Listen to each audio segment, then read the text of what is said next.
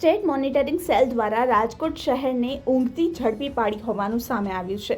State monitoring cell દ્વારા ગુરુવારના રોજ રાજકોટ શહેરના આજી ડેમ પોલીસ સ્ટેશન વિસ્તારમાં ખોખરદર બ્રિજ પાસે પ્રોહિબિશન સંદર્ભે રેડ પાડવામાં આવી હતી, જે અંતર્ગત 24 લાખનો ભારતીય બનાવટનો વિદેશી દારૂનો જથ્થો મળી આવ્યો છે।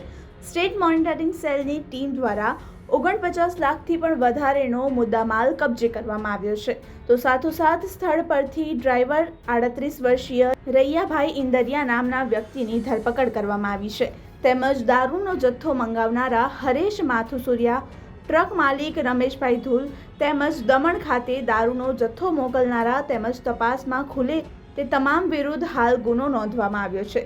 ઉલ્લેખનીય છે કે ગુરુવારના રોજ રાજકોટ શહેરના એલસીબી ઝોન 1ની ટીમ દ્વારા આજી ડેમ પોલીસ સ્ટેશન વિસ્તારમાં 2 જેટલી જગ્યાએ પ્રોહિબિશન અંતર્ગત દરોડા પાડવામાં આવ્યા હતા। આમ સ્થાનિક પોલીસની કામગીરી ઉપર ક્રાઇમ બ્રાન્ચ દ્વારા તેમજ એજન્સી દ્વારા પાડવામાં આવેલા દરોડાને લઈને અનેક સવાલો ઊભા થઈ રહ્યા છે।